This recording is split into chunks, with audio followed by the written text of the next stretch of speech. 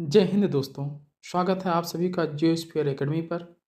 जैसा कि हमने अपने पिछले क्लास में पृथ्वी की उत्पत्ति के संदर्भ में कास्ते द बफन की परिकल्पना को समझा था, और इसी श्रृंखला में आज हम बात करेंगे इमैनुअल कांट की वायव्य राशि परिकल्पना, जिसे गैसीय परिकल्पना भी कहा जाता है, अर्थात गैसियस हाइपोथेसिस।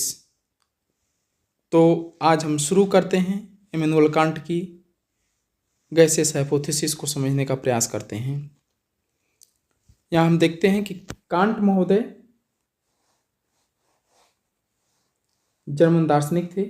1755 ईस्वी में इन्होंने पृथ्वी की उत्पत्ति संबंधी परिकल्पना का प्रतिपादन किया, जिसे वायव्य राशि परिकल्पना, गैसीय परिकल्पना या गैसियस हाइपोथेसिस के नाम से भी जाना जाता है। यह इनकी जो परिकल्पना थी न्यूटन के गुरुत्वाकर्षण के नियमों पर आधारित था। जो कांट की जो परिकल्पना थी वो कुछ तथ्यों के पर आधारित था। आइए हम देखते हैं। कांट ने मान लिया कि प्रारंभिक समय में ब्रह्मांड में दैव निर्मित आदि पदार्थ बिखरे हुए थे। ये शीतल, कठोर और गतिहीन थे। यहाँ पर हम देख रहे हैं कि ये आदि पदार्थ जो है प्रारंभ में ब्रह्मांड में बिखरे हुए थे, और ये कठोर थे, शीतल और गतिहीन थे। आगे कांट महोदय कहते हैं कि सभी कण गुरुत्वाकर्षण बल के कारण एक दूसरे पर गिरकर टकराने लगे। पुनः ये ग्रेविटेशनल फोर्स की वजह से ये जो कण हैं आपस में टकराने लगे। इन कणों के टकराने से ताप उत्पन्न हुआ। ताप उत्पन्न होने से ये कण पिघलने लगे, जिससे छोटे छोटे कणों से जुड़ते चले गए, यानी कि चिपकते चले गए, तथा सभी पदार्थ आपस में जुड़कर एक पिंड का निर्माण किए। इस पिंड को उन्होंने आद्य पिंड का नाम दिया। यहाँ पर हम चित्र के माध्यम से देख रहे हैं कि जो आद्य पदार्थ थे, छोटे छोटे आद्य पदार्थ गुरुत्वाकर्षण बल के कारण आपस में टकराने लगते हैं। टकराने के फलस्वरूप ये आद्य पिंड का निर्माण कर लेते हैं आगे चल करके। पुनः कांट महोदय कहते हैं ताप से द्रव से ये गैसीय अवस्था में परिवर्तित हो गए, और गैसीय पुंज केंद्रित हो जाने पर परिभ्रमण करने लगा। यहाँ पर हम देख रहे हैं कि जब आपस में टकराने के फलस्वरूप ताप बढ़ता है तो वो पिघलना प्रारंभ कर देते हैं। पिघलने के फलस्वरूप जो छोटे कण होते हैं वो बड़े कणों से चिपकने लगते हैं, और द्रव से आगे चल करके गैसीय अवस्था में परिवर्तित हो जाते हैं, और जो गैसीय पुंज है ये परिभ्रमण करना प्रारंभ कर देता है। यानी कि ताप और परिभ्रमण गति दोनों उत्पन्न हो जाती है आद्य पिंड में। पुनः आगे देखते हैं कि अधिकाधिक आद्य कणों के एकत्रित होते रहने से इस पुंज का आकार बढ़ता चला गया। अब धीरे धीरे जो आद्य कण थे आपस में जब चिपकने लगे, इकट्ठा होने लगे, तो छोटे कण बड़े से, फिर बड़ा उससे बड़े से, तो इस प्रकार एक बड़े पुंज का आकार ले लेता है ये आद्य कण। उनकी मान्यता थी कि गैसीय पुंज का आकार बढ़ने के साथ साथ उनकी परिभ्रमण गति में वृद्धि होने लगी। परिणाम स्वरूप एक स्थिति यह आई कि परिभ्रमण गति बढ़ जाने से गुरुत्वाकर्षण बल की अपेक्षा अपकेंद्रीय बल अधिक बढ़ गया। इस बल के अधिक बढ़ने से गैसीय पुंज के मध्यवर्ती भाग में उभार पैदा होने लगा। उभार के बढ़ते जाने से एक एक करके नौछल्ले अलग हुए। यहाँ पर हम चित्र के माध्यम से समझने का प्रयास करते हैं। होता क्या है कि जो गैसीय पुंज है इसका आकार अब बढ़ने लगा, और उस आकार बढ़ने के साथ इसके जो परिभ्रमण गति है इसमें भी वृद्धि प्रारंभ हो गई। और वृद्धि होने के फलस्वरूप हुआ क्या कि इसमें जो गुरुत्वाकर्षण बल था उस गुरुत्वाकर्षण बल की अपेक्षा जो अपकेंद्रीय बल था वो बहुत ज़्यादा हो गया। यहाँ पर हम चित्र में देख रहे हैं कि इसके जो ध्रुवीय क्षेत्र हैं यहाँ पर अभिकेंद्रीय बल कार्य कर रहे हैं, और मध्य भाग में अपकेंद्रीय बल कार्य कर रहे हैं। जैसा कि हम जानते हैं कि अभिकेंद्रीय बल अंदर की तरफ कार्य करते हैं, तो इसलिए पदार्थ केंद्र की तरफ आना प्रारंभ हो गए यहाँ से, और अपकेंद्रीय बल बाहर की तरफ कार्य करता है, तो यहाँ से जो पदार्थ से अपकेंद्रीय बल कार्य करने की वजह से इसके मध्यवर्ती भाग में उभार आना प्रारंभ हो गया और ये उभार बढ़ते जाने से यहाँ से एक एक करके 9 छल्ले निकलना प्रारंभ कर दिए। आइए कांट की जो परिकल्पना है उसको इस चित्र के माध्यम से समझते हैं। कांट महोदय ने माना कि प्रारंभिक समय में ब्रह्मांड में दैव निर्मित आदि पदार्थ थे। तो ये दैव निर्मित आदि पदार्थ हैं और ये जो पदार्थ थे वो अत्यंत शीतल, कठोर और गतिहीन अवस्था में थे। ये पिंड नहीं, पदार्थ है, आदि पदार्थ।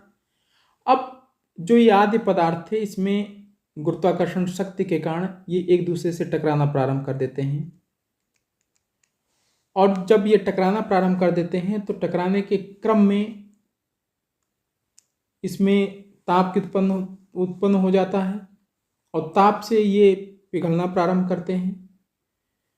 पिघलने से होता क्या है कि ये जो छोटे कण थे वो बड़े कणों से चिपकना प्रारंभ कर देते हैं और जब चिपकना प्रारंभ करते हैं तो ये पदार्थ आपस में जुड़ करके एक पिंड का निर्माण करते हैं जिसको कांट महोदय ने आद्य पिंड का नाम दिया। इस प्रकार आद्य पिंड का निर्माण हो जाता है और वह आद्य पिंड जो है परिभ्रमण करता रहा और पदार्थ उसमें आकर के जुड़ते रहे। अब ताप लगातार बढ़ते जाने से ये धीरे धीरे गैसीय अवस्था में परिवर्तित हो जाता है। गैसीय अवस्था में परिवर्तित होने के फलस्वरूप ये गैसीय पुंज के रूप में परिभ्रमण करना प्रारंभ कर देता है अपनी जगह पर और अधिकाधिक कणों के एकत्रित होते रहने से इस पुंज का आकार लगातार बढ़ता चला जाता है और आकार बढ़ने के फलस्वरूप इसमें जो परिभ्रमण की गति होती है उसमें भी वृद्धि होना प्रारंभ हो जाता है, यानी कि परिभ्रमण गति काफ़ी तेज होना प्रारंभ हो गया और स्थिति ऐसी आ जाती है कि जो इसका गुरुत्वाकर्षण बल है उसकी अपेक्षा इसमें अपकेंद्रीय बल अधिक बढ़ जाता है और इस बल के अधिक बढ़ जाने से होता क्या है कि इसके मध्यवर्ती भाग में उभार आना प्रारंभ हो जाता है और उभार के बढ़ते जाने से एक एक करके 9 छल्ले अलग होते हैं। यहाँ पे ध्यान ये देना है कि इसके जो ध्रुवीय क्षेत्र हैं यहाँ पर अभिकेंद्रीय बल कार्य कर रहा होता है। अभिकेंद्रीय बल जैसा कि आप जानते हैं कि अंदर की तरफ कार्य करता है और अपकेंद्रीय बल बाहर की तरफ कार्य करता है। तो अभिकेंद्रीय बल यहाँ से पदार्थों को अंदर की तरफ लाना प्रारंभ कर देता है जब ये तेजी से अपनी जगह पर परिभ्रमण कर रहे होते हैं और इसके मध्यवर्ती भाग में अपकेंद्रीय बल कार्य करना प्रारंभ कर देता है। इससे अब मध्यवर्ती भाग से पदार्थ निकल करके बाहर की तरफ आने शुरू हो जाते हैं और इस प्रकार ये उभार एक एक करके 9 छल्ले में अलग हो जाता है। इस तरह के 9 छल्ले अलग हो जाते हैं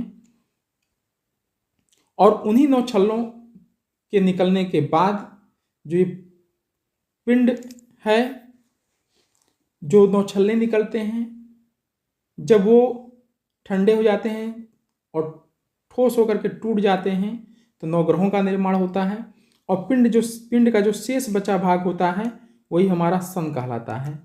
ऐसा कांट का मानना है।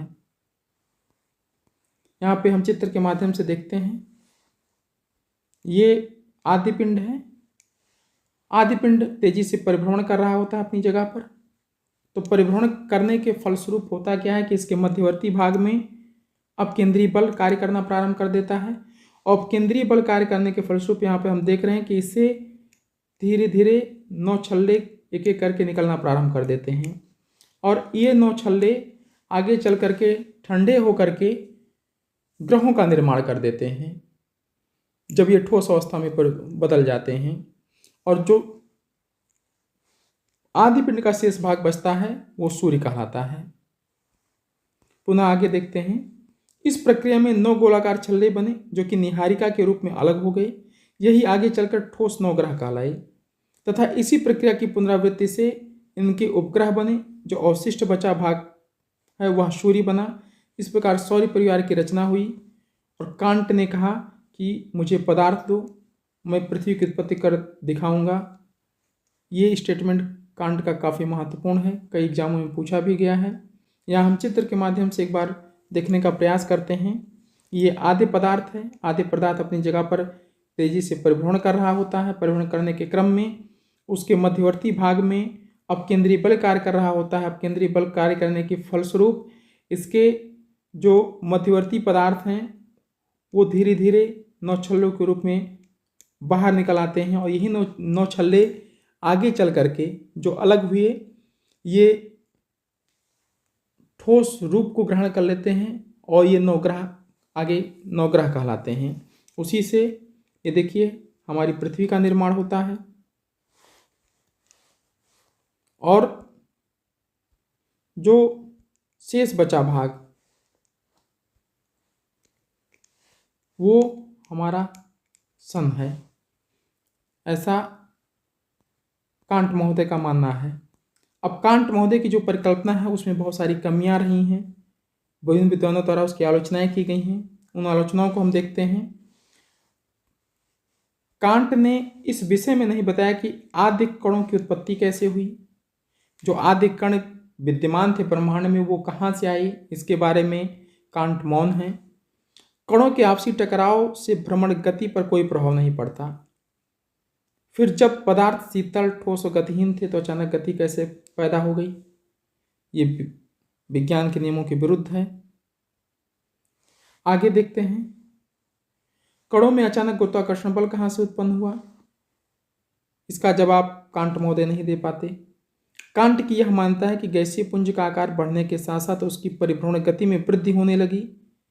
गतिक विज्ञान के नियमों के विपरीत है, क्योंकि पिंडों का यदि आकार बढ़ेगा तो गति कम होगी, ना कि गति में वृद्धि होगी। पुनः ग्रहों एवं सूर्य के पदार्थ में समानता नहीं पाई जाती। जैसा कि हम जानते हैं कि सूर्य, हमारा जो सूर्य है वो हाइड्रोजन, हीलियम जैसे गैसों से बना हुआ है। वहीं विभिन्न जो ग्रह हैं वहाँ पर विभिन्न प्रकार के तत्व पाए जाते हैं और उनमें विभिन्न प्रकार की गैसें भी पाई जाती हैं। तो इस प्रकार हम देखते हैं कि ग्रहों और सूर्य के में जो पदार्थ पाए जाते हैं उसमें समानता नहीं है। फिर भी कांट की परिकल्पना का महत्व इस बात में है कि उन्होंने इस क्षेत्र में प्रयास करके आगे आने वाले विद्वानों के लिए मार्ग प्रशस्त कर दिया। यह परिकल्पना आगे चलकर लाप्लास की न्यायिका परिकल्पना की आधारशिला बनी। धन्यवाद। हम अगले वीडियो में मिलते हैं लाप्लास की न्यायिका परिकल्पना के साथ। अगर आपको हमारा कॉन्सेप्ट समझ में आ रहा है और वीडियो पसंद आ रही है तो इसे लाइक करना ना भूलें। अपने दोस्तों के साथ शेयर करना ना भूलें ताकि उन्हें भी इसका फ़ायदा मिल सके।